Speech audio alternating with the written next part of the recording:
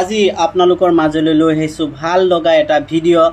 যদি কোনো ব্যক্তিক প্ৰমাণ নাথাকি আপোনাক বা আন কাকো বাংলাদেশী বুলি অপবাদ দিয়ে তেতিয়াহ'লে আপুনি কি ব্যৱস্থা হাতত ল'ব, সেই ভিডিঅ'ই আপোনালোকৰ মাজলৈ আজি লৈ আহিছোঁ। আহক আৰম্ভ কৰোঁ আজিৰ এই ভিডিঅ'। তো প্ৰথমে আপুনি এইটো কি এটা দণ্ডনীয় অপৰাধ হ'ব পাৰে আপুনি নিশ্চয় ভাবিছে। তাৰপিছত আৰু ভাবিছে ই মিছা অপবাদ যি মানহানিকৰ হয়, কিন্তু ই এটা মিছা অপবাদ এজনৰ ব্যক্তিৰ মানহানিও হ'ব পাৰে। যদি আপুনি মিছাকৈ অপবাদ দিয়ে তেতিয়াহ'লে সেই ব্যক্তিজনৰ মানহানি হ'ব পাৰে। আৰু এটা কথা হ'ল ই সাম্প্ৰদায়িক উত্তেজনা বা সামাজিক বিভ্ৰান্তিৰ সৃষ্টি কৰিব পাৰে। এনে অভিযোগ প্ৰমাণিত নাথাকিলে অপবাদ দিয়া ব্যক্তিজনৰ জৰিমনা উইথ শাস্তি হ'ব পাৰে। তেতিয়াহ'লে আপুনি এতিয়াৰ পৰা যদি কোনোবা ব্যক্তিত বাংলাদেশী বুলি কয় তেতিয়াহ'লে ভাবি চিন্তি ক'ব, নহ'লে আপুনি জেললৈ, নহ'লে আপোনাৰ পকেটৰ পৰা টকাও যাব পাৰে। ধন্যবাদ।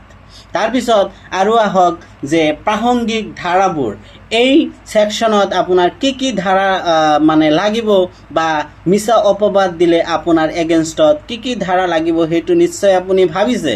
কিন্তু মই ক'ব বিচাৰিছোঁ যে ইয়াত প্ৰথমে আপোনাৰ লাগিব 356, যি ছেকশ্যনত আপোনাৰ নাম হ'ল যাৰ ডিফাৰ্মেশ্যন। ই এটা মানহানি অপৰাধ, বুজিছে। আৰু ইয়াৰ সংজ্ঞা হ'ল জনসাধাৰণৰ দৃষ্টিত কাকো অপমানিত কৰিলে আপোনাৰ এই ছেকশ্যনৰ এগেইনষ্টত কেছ ৰুজু কৰিব পাৰে। আৰু কেছ ৰুজু কৰিলে আৰু ইয়াৰ শাস্তি কি হ'ব আপুনি নিশ্চয় ভাবি আছে। তেতিয়াহ'লে মই ক'ব বিচাৰিছোঁ যে ইয়াৰ শাস্তি হ'ব নিম্নতম 2 বছৰ আৰু আপোনাৰ পকেটৰ পৰা টকাও যাব পাৰে, জৰিমনা যাক কোৱা হয়, বুজিছে। তাৰপিছত আৰু এটা ছেকশ্যন আছে আপোনাৰ 73, যিটোৰ নাম হ'ল আপোনাৰ ফলছ ইনফৰমেশ্যন, যিটো আপোনাৰ জানি বুজি মিছা অভিযোগ তোলা যাতে আনৰ ক্ষতি হয়। এইটোত কিন্তু আপুনি এইটোৰ সংজ্ঞা হ'ল, কিন্তু এইটো ভাবি আছে যে এইটো ক'লে শাস্তি কি হ'ব। এইটো ক'লে শাস্তি হ'ব আপোনাৰ 5 বছৰ আৰু লগতে আপোনাৰ জীৱৰ পৰা টকাও যাব পাৰে। তাৰপিছত আপোনাৰ আৰু এটা ছেকশ্যনৰ নাম হ'ল আপোনাৰ 224, যিটো হ'ল আপোনাৰ পাব্লিক মিছচেপ, ভাষা জাতি ধৰ্মৰ ভিত্তিত সমাজত বিভ্ৰান্ত সৃষ্টি যদি আপুনি কৰিব বিচাৰে তেতিয়াহ'লে আপোনাৰ এগেইনষ্টত এই ছেকশ্যনৰ এগেইনষ্টত কেছ হ'ব। কেছ হ'লে আপোনাৰ নিম্নতম 3 বছৰ, প্ৰমাণিত হ'লে নিম্নতম 3 বছৰ জেল হ'ব আৰু লগতে আপোনাৰ পকেটৰ পৰা টকাও যাব পাৰে, বুজিছে। তাৰপিছত আৰু এটা ছেকশ্যনৰ বিষয়ত মই আপোনালোকক ক'ব বিচাৰিছোঁ, যিটো ছেকশ্যন আপোনাৰ 219, যাক আপোনাক নাম কোৱা হয় ইণ্টেনশ্যনেল ইনচাল্ট। আৰু এইটোৰ সংজ্ঞা হ'ল আপোনাৰ উত্তেজনা সৃষ্টি কৰাৰ উদ্দেশ্যে কাৰোবাক যদি আপুনি অপমানিত কৰে তেতিয়াহ'লে আপুনি নিশ্চয় ভাবিছে ইয়াৰ জেল কিমান বছৰ হ'ব পাৰে। মই কৈ দিছোঁ ইয়াৰ জেল আপোনাৰ 3 বছৰ হ'ব পাৰে আৰু লগতে আপোনাৰ জৰিমনাও হ'ব পাৰে। তাৰপিছত আহক ষ্টেপ 3, যিটো অভিযোগ আপোনাক মই ক'ব বিচাৰিছোঁ যে এইটোৰ অভিযোগ বা এইটো ছেকশ্যনৰ এগেইনষ্টত আপুনি অভিযোগ দাখিল কেনেকৈ কৰিব। তেতিয়াহ'লে মই আপোনাক ক'ব বিচাৰিছোঁ যে অপবাদ যদি আপোনাক কোনোবা ব্যক্তিয়ে দিয়ে তেতিয়াহ'লে কেতিয়া আৰু ক'ত দিছিলে সেই কথাটো মনত ৰাখিব।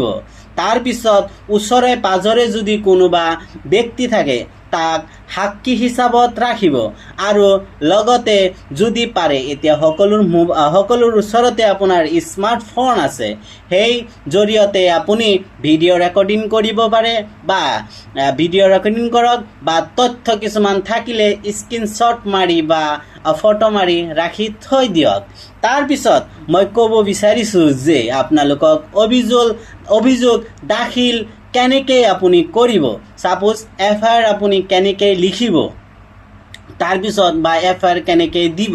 তেতিয়া আৰু এটা কওঁ যে কিছুমান ক্ষেত্ৰত দেখা যায় যে এফআইআৰ যদি আপুনি দাখিল কৰে তেতিয়াহ'লে যে থানাত ল'বলৈ নিবিচাৰে, তেতিয়াহ'লে ভয় পাব লগা একো কাৰণে নহয়। তেতিয়াহ'লে আপোনাৰ ওচৰতে থকা ডিষ্ট্ৰিক্ট কোৰ্ট বা আপোনাৰ ওচৰতে থকা JMFC কোৰ্টত আপুনি লিখিত এখন কমপ্লেইন দাখিল কৰিব পাৰে। আৰু আগতে মই কৈ আহিছিলোঁ যে আপোনাৰ যদি ভিডিঅ' বা কোনো তথ্য বা কোনো ফটো থাকে তেতিয়াহ'লে সেইবোৰ বস্তু আপুনি এই কমপ্লেইণ্টত দাখিল কৰি দিব। তাৰপিছত আৰু ক'ব বিচাৰিছোঁ যে যদি আপোনাৰ এফআইআৰটো থানাত নলয় তেতিয়াহ'লে আপুনি SP অফিচত এখন লিখিত এজাহাৰ দিব পাৰে বা অভিযোগ দিব পাৰে, যিটো অভিযোগৰ জৰিয়তে আপোনাৰ যিটো নিজৰ সেলফ ৰেসপেক্টৰ হাৰ্ম হৈছে আপুনি পুনৰাই ঘূৰাই আনিব পাৰিব বুলি মই আশাবাদী। তাৰপিছত আৰু আপোনাৰ কৰণীয় কাম হ'ল যে SP অফিচত আপোনাৰ SP অফিচত আপুনি এফআইআৰ দিয়াৰ পিছত থানাত যিহেতু আপোনাৰ অভিযোগখন ল'লে তেতিয়াহ'লে আপুনি থানাৰ পৰা FIR copy with GD&T number ল'বলৈ নাপাহৰিব। যদি আপোনাৰ এই GD&T নম্বৰ থাকে তেতিয়াহ'লে আপোনাৰ এইটো পিছলৈ কোৰ্টত কমপ্লেইন দাখিল কৰিলে প্ৰমাণ হিচাপে ব্যৱহাৰ হ'ব পাৰে। তাৰপিছত মই ক'ব বিচাৰিছোঁ যে যদি আপুনি এই এফআইআৰো নিদিয়ে তেতিয়াহ'লে আপুনি কি কৰিব। ডাইৰেক্ট কিছুমান ক্ষেত্ৰত আপোনাৰ ক'ব লগা এটা বিষয় হ'ল যে কিছুমান ক্ষেত্ৰত আমি থানাত এফআইআৰ দিবলৈ গ'লে যিজনে মোক অভিযোগ দিছিলে সি পিছে খেদি আহিব, নহ'লে মোক মাৰাৰ ভাবুকি দি থাকিব।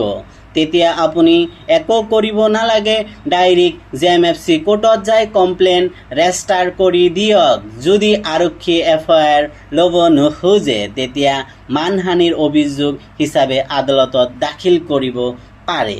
অভিযোগৰ সৈতে আপোনাৰ প্ৰমাণ পত্ৰ সংলগ্ন দাখিল কৰি দিব আৰু সকলো বস্তু যদি আপোনাৰ আছে যেতিয়া যিবোৰ বস্তু আপোনাৰ থকাৰ প্ৰয়োজন সকলো বস্তুৱে আপুনি দাখিল কৰিব। মই একচুৱেলি জানো যে সকলো বেংগলী মূলৰ মুছলমানৰ সকলোৰে প্ৰমাণ পত্ৰ নিজৰ হাততে থাকে। সেয়ে আজিৰ এই ভিডিঅ'টো আৰু এটা ক'ব বিচাৰিছোঁ যে এই কেছটোত আপুনি পাব লগা কি বস্তু পাব পাৰে। আপোনাৰ নিজৰ সেলফ ৰেসপেক্টটো পুনৰাই ঘূৰাই আনিব পাৰিব। তাৰপিছত আপুনি যিজনে আপোনাক অপবাদ দিছিলে তাৰ বহুত টকা জৰিমনা হ'ব পাৰে, সেই টকাটো আপোনাৰ পকেটত সোমাব পাৰে। তো এতিয়া কাকো ভয় নকৰি যদি কোনোবাই আপোনাক এনেধৰণৰ বিদেশী বাংলাদেশী বুলি অপবাদ কৰে তেতিয়াহ'লে আপুনি ওচৰত থকা থানা নহ'লে ওচৰত থকা কোৰ্টত এফআইআৰ দাখিল কৰি আপোনাৰ যিমান হানি হৈছিলে সেইটো পুনৰাই ঘূৰি অনাত সহায় কৰক। আৰু যাতে পুনৰাবৃত্তি কোনোবা ব্যক্তিয়ে যাতে ক'ব নাপায় যে বাংলাদেশী, এবাৰ ক'বলৈ হ'লে যাতে ভয় কৰিব লগা হয়। সেয়ে মোৰ আছিলে আজিৰ এই ভিডিঅ'। যদি এই ভিডিঅ'ত আপোনালোকৰ ভাল লাগে তেতিয়াহ'লে এটা লাইক এটা শ্বেয়াৰ কৰিব। ধন্যবাদ।